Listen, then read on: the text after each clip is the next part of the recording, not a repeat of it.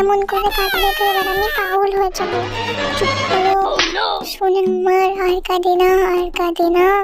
এবার কাঁদলে কিন্তু আমি এই জল দেখতে পাচ্ছ, এই জলে তোমায় ফেলে দেবো।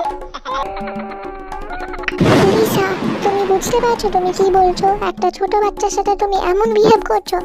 তোমাকে পয়সা দেওয়া হয় ওকে সামলানোর জন্য। স্যার আমি তো মজা করছিলাম ওর সাথে, ওর কত কিউট একটা বাচ্চা। মজা করছিলে তুমি ওর সাথে? হ্যাঁ, ও কত ছোট, আর তুমি রেগে গিয়ে যদি ওকে সত্যি সত্যি জলে ফেলে দাও তখন কি হবে? আমি আর রিস্ক নিতে পারবো না, কাল থেকে তুমি কাজে আসবে না। তোমার এই বাচ্চাটাকে সামলানোর কোনো যোগ্যতাই নেই। আমি আমাদের নিজেদের বাচ্চা নিজেরাই দেখে নেব। হ্যাঁ হ্যাঁ ম্যাম, কি চাই এই বদমাস বাচ্চাটাকে সামলাতে? সারাদিন কেঁদে কেঁদে আমার মাথা খারাপ করে দেয়। আপনি কি দেখাবেন? আমি নিজেই চলে যাচ্ছি, অন্য কাউকে খুঁজে নিন। হ্যাঁ দূর হও। তোমার কি মনে হয় তোমার ছাড়া আমি অন্য কাউকে পাবো না?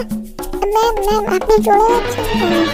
আমি বেবিকে রেখে চলে যাচ্ছি কেন তোমার শাশুমাকেই জিজ্ঞাসা করো। মামা চলে গেলেন কেন? ভাবি, ওরা আমাদের বেটুকে সামলানোর কোনো যোগ্যতাই নেই। তুমি জানো ও আমাদের বেটুকে জলে ফেলে দেওয়ার কথা বলছিল। ও যদি সত্যি সত্যি রেগে গিয়ে বেটুকে জলে ফেলে দেয় তখন কি হবে? আমি ওকে কাজে থেকে তাই দাঁড়িয়ে দিলাম। মামি, 6 মাসের বাচ্চার জন্য 10টা টেক কেয়ার আমরা অলরেডি বদলে ফেলেছি। আর কটা টেক কেয়ার চেঞ্জ করতে হবে? কোনো মেয়ে একটা বাচ্চাকে মায়ের মতো ভালোবাসতে পারে না। আপনি জাগরুককে বলুন বিয়ে করে নিতে।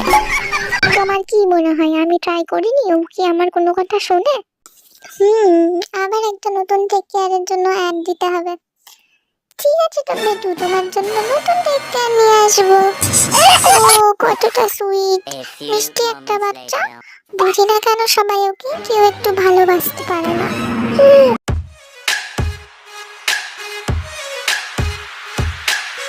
বাবালে, আমার বাচ্চাটা কি করছে? খেলছে, একা একা খেলছে। বেচারা কি আর করবে, কারোর কাছে সময় আছে নাকি ওর সাথে খেলার জন্য? মামি, আমায় হসপিটালে যেতে হবে, আপনি গোলুকে একটু দেখে রাখবেন। এটাই তো বলতে চাইছি, জাঙ্কুক যদি বিয়ে করে নেয় তাহলে গোলুর জন্য নতুন মা পেয়ে যাব, আর আমিও একটু বিশ্রাম নিতে পারবো। মম প্লিজ চুপ করো, আমরা তো সবাই আছি ওর দেখাশোনা করার জন্য। আমি আর বিয়ে দিয়ে করতে পারবো না। তো কি করবে জাঙ্কুক? কোনো টেক কেয়ারই গোলুর ভালো করে দেখাশোনা করতে পারে না। আমি হসপিটালে চলে যাই আর তোরা অফিসে চলে যাস। আমার শরীরটাও খারাপ, তাহলে গোলুর দেখাশোনা কে করবে? ডোন্ট ওয়ারি মম, আমি আজই নতুন অ্যাড দিয়ে দেবো। তুমি এই 2 দিন গোলুকে দেখে রাখো, তারপর আমরা নতুন টেক কেয়ার নিয়ে আসবো। তাই আমি তোমায় প্রথমেই বলেছিলাম যে তোমার গ্র্যান্ডমার যত তাড়াতাড়ি সম্ভব অপারেশন করতে হবে। এখন তো একদম ক্রিটিক্যাল অবস্থা হয়ে গেছে। এখন যদি তাড়াতাড়ি সার্জারি না করা হয় তাহলে আমিও তোমার গ্র্যান্ডমার গ্যারেন্টি দিতে পারবো না। প্লিজ ডক্টর, এমন কথা বলবেন না। আপনিই তো আমার গ্র্যান্ডমাকে চেক করেন, তাই না? প্লিজ আমায় একটু সময় দিন, সার্জারির জন্য পয়সা জোগাড় করব আমি। তাই দেখো, এখন আমাদের হাতে সময় কিন্তু খুব কম। আর হ্যাঁ, আমি তোমায় আগেই বলেছিলাম মেডিসিনের দ্বারা কম হওয়া অসুখ তোমার গ্র্যান্ডমার নয়। কম করে হলেও 10 লাখ টাকা লাগবে। তাই তুমি একটু ভেবে চিন্তে ডিসিশন নাও। 10 লাখ টাকা? এত টাকা আমি কি করে জোগাড় করব? আমার জবটাও চলে গেছে, আর 10 লাখ টাকার একটু কমে হবে না?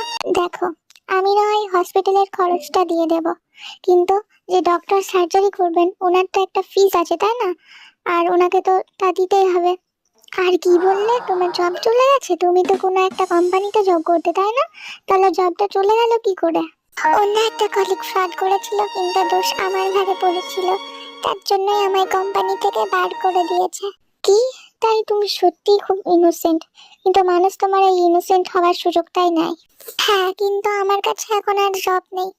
ডক্টর, আপনি কি আমায় একটা জব খুঁজে দেবেন প্লিজ? আমি তোমার জন্য জব খুঁজবো? হ্যাঁ প্লিজ, আমি যে কোনো কাজ করে নেব। আমার একটা জবের ভীষণ প্রয়োজন, প্লিজ কোনো জব থাকলে আমায় বলবেন। তাই কি কোনো দেখাশোনা করতে পারবে? তাই তুমি কি একজন টেক কেয়ারের কাজ করতে পারবে? তোমাকে সারাদিন আর সারা রাত একটা বেবি দেখাশোনা করতে হবে। কি টেক কেয়ার?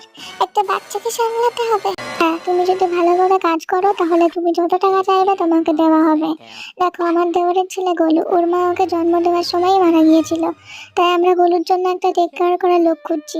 তুমি কি পারবে ওর খেয়াল রাখতে? তুমি যদি ভালোভাবে খেয়াল রাখতে পারো তাহলে আমাদের বাড়ির লোক খুশি হয়ে তুমি যত টাকা চাইবে তত টাকাই দেবে। সত্যি? আমি করব। এই নাও অ্যাড্রেস। আর কাল সকালে আমাদের বাড়িতে চলে আসবে, আর বাকি কথা কাল সকালেই হবে। Thank you so much doctor, আপনি খুব ভালো। আপনি জানেন আমার গ্র্যান্ডমা ছাড়া আমার এই পৃথিবীতে আর কেউ নেই। আপনি আমায় অনেক হেল্প করেছেন। আমি কাল অবশ্যই যাব। আর তুমিও খুব ভালো মেয়ে। তোমাকে দেখে কেন জানি না আপন মনে হয়, তাই তোমায় সাহায্য করি। Thank you. আর হ্যাঁ, আমি কাল সকালে অবশ্যই আসবো। Thanks for watching. ভিডিওটা ভালো লাগলে অবশ্যই একটা লাইক করে দাও, আর নতুন নতুন ওয়ান শট দেখতে চাইলে আমার ভিডিও শর্মিশিলা চ্যানেলটি সাবস্ক্রাইব করতে ভুলো না।